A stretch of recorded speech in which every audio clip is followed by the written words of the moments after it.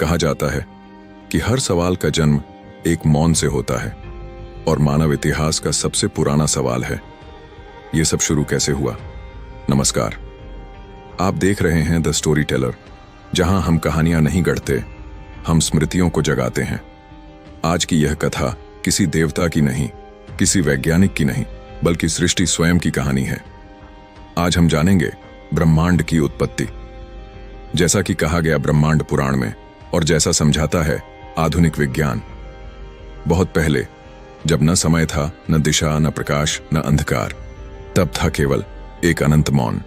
ब्रह्मांड पुराण कहता है उस मौन को कहा गया अव्यक्त। ना जन्म, न मृत्यु, न आरंभ, न अंत। फिर उस मौन में एक इच्छा जगी, न शब्दों की इच्छा, न आकार की, सिर्फ अनुभव की। और उसी इच्छा से जन्म हुआ हिरण्यगर्भ का। हिरण्यगर्भ, स्वर्ण अंडा। पूरा ब्रह्मांड एक बीज की तरह उसमें समाया हुआ था। समय, आकाश, ऊर्जा और चेतना, सब कुछ एक ही बिंदु में। अब विज्ञान की ओर देखिए। विज्ञान कहता है करीब 13 और 8 अरब वर्ष पहले एक बिंदु था, अत्यंत सूक्ष्म, अत्यंत घना, अत्यंत ऊर्जावान, और उसी बिंदु से हुआ बिग बैंग। एक क्षण में समय शुरू हुआ, आकाश फैलने लगा, ऊर्जा ने आकार लेना शुरू किया। और आश्चर्य की बात यह है, ब्रह्मांड पुराण और विज्ञान दोनों शुरुआत एक बिंदु से मानते हैं।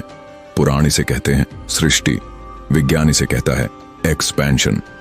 नाम अलग हैं, अनुभव एक है।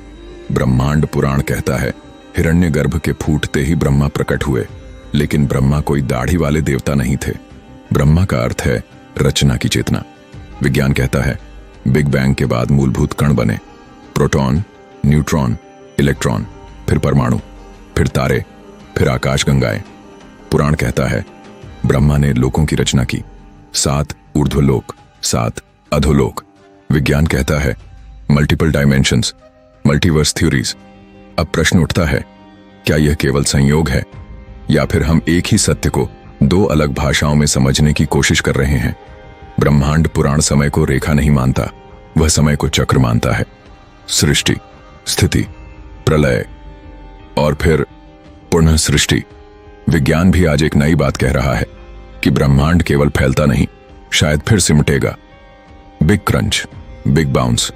पुराण इसे कहते हैं अब महाप्रलय, जब सब कुछ वापस उसी मौन में लौट जाता है जहां से आया था। ब्रह्मांड पुराण कहता है प्रलय विनाश नहीं है, वह विश्राम है। जैसे सांस बाहर जाती है और फिर अंदर आती है। विज्ञान कहता है ऊर्जा कभी नष्ट नहीं होती, वह केवल रूप बदलती है। और यहीं दोनों मिल जाते हैं। पुराण और विज्ञान दोनों कहते हैं कुछ भी समाप्त नहीं होता। फिर प्रश्न आता है, इस सब में मनुष्य कहाँ है।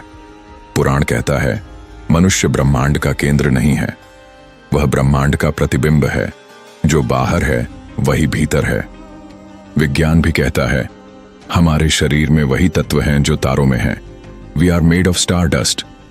तो जब आप आकाश की ओर देखते हैं, आप बाहर नहीं देख रहे, आप अपनी ही उत्पत्ति देख रहे हैं। ब्रह्मांड पुराण और विज्ञान एक दूसरे के विरोधी नहीं हैं। एक प्रश्न पूछता है कैसे, दूसरा पूछता है क्यों, और शायद सत्य इन दोनों के बीच मौन में छुपा है।